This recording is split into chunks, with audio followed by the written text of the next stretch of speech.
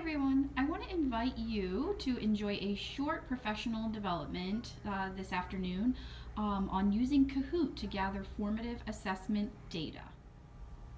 After taking the time to look through the needs assessment results, 78% of you reported that you really were interested in knowing some digital platforms that could be used to collect some quick formative assessment data to help with planning.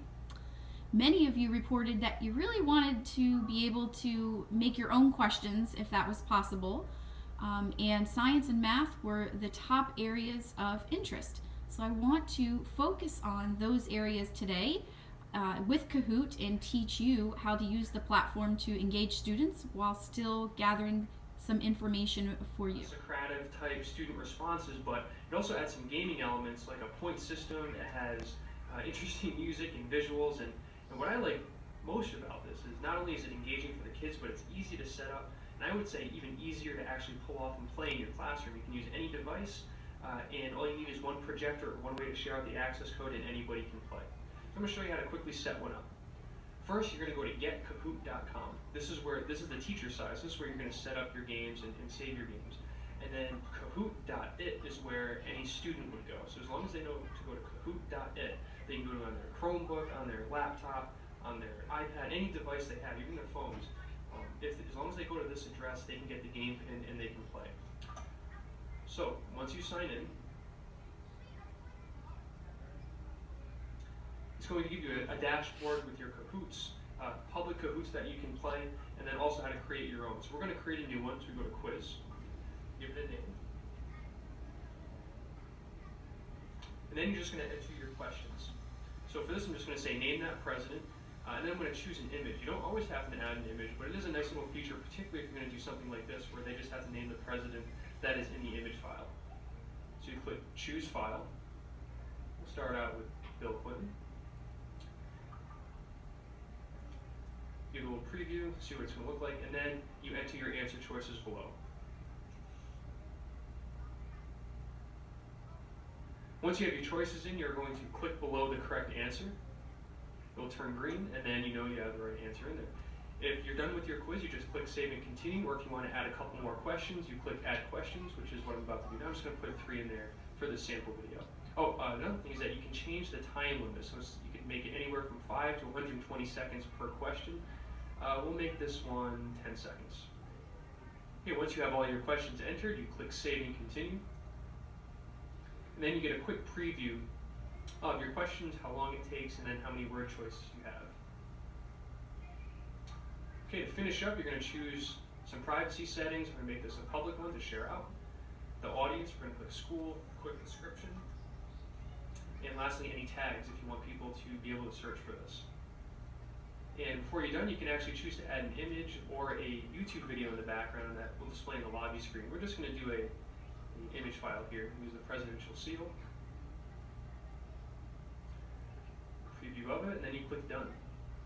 Now this is going to show up in your dashboard, and to start playing, you just simply click Play Now. And you have a couple options. I usually like to randomize the questions and randomize the order of answers.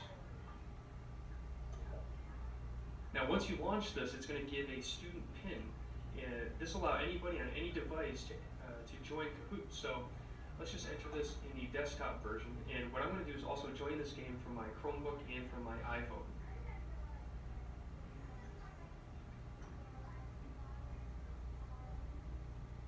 So after you join, I'll say to put in the nickname. And you can see the nickname that I put in here just showed up on the dashboard. Now, this screen is what you're going to show your students projected out onto the screen. This screen on the left is what the students will see on their device. Now I'm just going to enter the game from my other 2 devices. Okay, now you see all 3 of my devices are in with their names. If someone joins that you don't want in the game, or if they just have an inappropriate name, you can actually X them and kick them out of the game. But to start, you just press Start Now. And again, this on the left side is what the players will see. Okay, so you have the options here, and on the student side, they would just choose the image or the shape and color of the correct answer. Okay, so once the time's up, it'll say how many correct answers there were. how many students or people chose each answer, and then what the correct answer was. Now from the student side, they actually see, for instance, this student, or the person on the desktop, it shows how many points and then what position they're in out of the total class. Then on the teacher side, it'll have a ranking that you can show the class of who's winning the game. Now, it's not just who gets it right, but how fast they answer, which is a really cool part of this, and it makes it engaging for the students because they're not just racing to get it right, but they're who can answer this the quickest.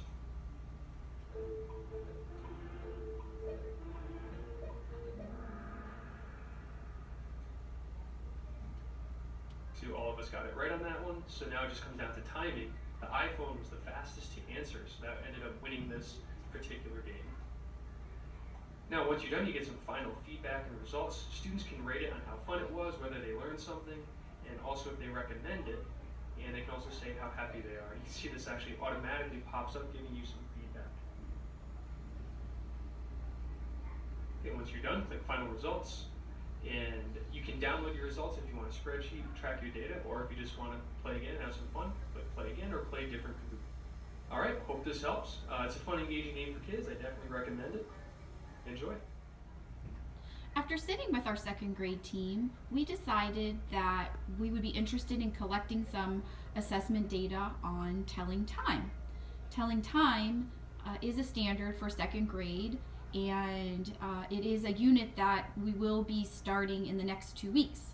So we are interested in doing a Kahoot to gather some information to see maybe where a good starting place would be when planning, so that we can ensure that we are differentiating appropriately for our students. So sit back, relax, and let's watch Kahoot in action. All right, boys and girls, it looks like everybody is just about logged in. Thank you so much for not making your names too silly and for using your appropriate name, okay? Everybody give me a thumbs up if you have the game pin on, please. Good, that was super easy. Okay, here we go. Let's see who has some prior knowledge with telling time. Good job, boys and girls. What was the correct time? 1:15. Nice job. So it looks like 4 of you got it right.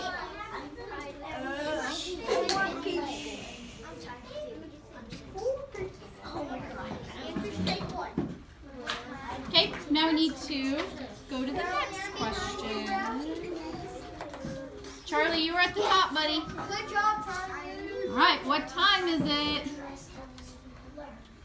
I have no idea what that is. Remember, if you don't know, that's okay. This is going to help Miss Corsi plan things for you at your level.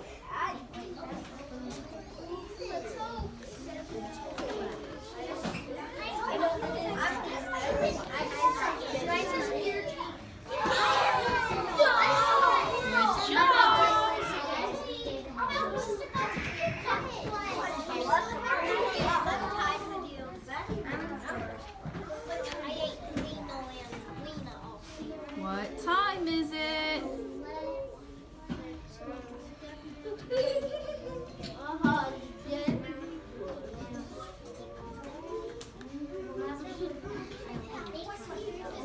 Seventeen answers, 18 answers, 19, 20. Good job.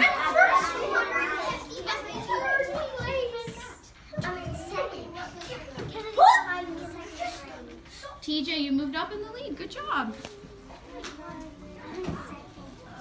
What time is it?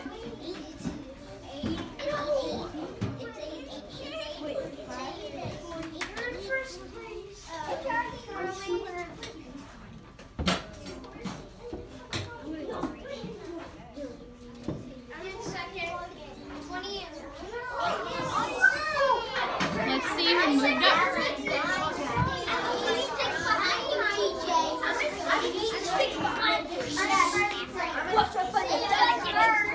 Good job, Ava.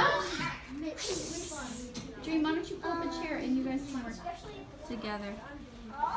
Ooh, I have some rock stars. I can tell at how fast you choose an answer is.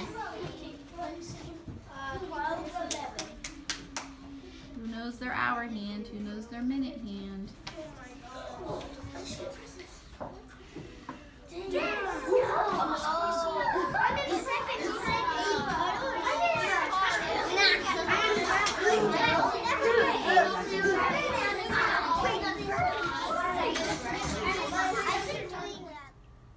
As you can see, the kids find Kahoot to be fun and engaging.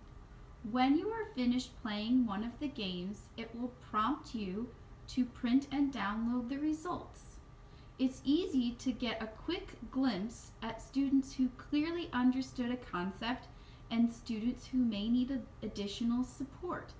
This comes in handy when planning with your team so that instruction can be differentiated to meet the needs of all learners. I hope you enjoyed this short introduction to Kahoot.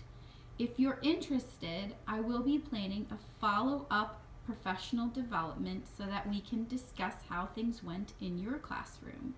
I'm looking forward to continuing to share other engaging platforms with everyone and possibly having others share platforms that they use in their classrooms as well so that we can continue to build a job-embedded professional development environment in our school. Thanks for listening.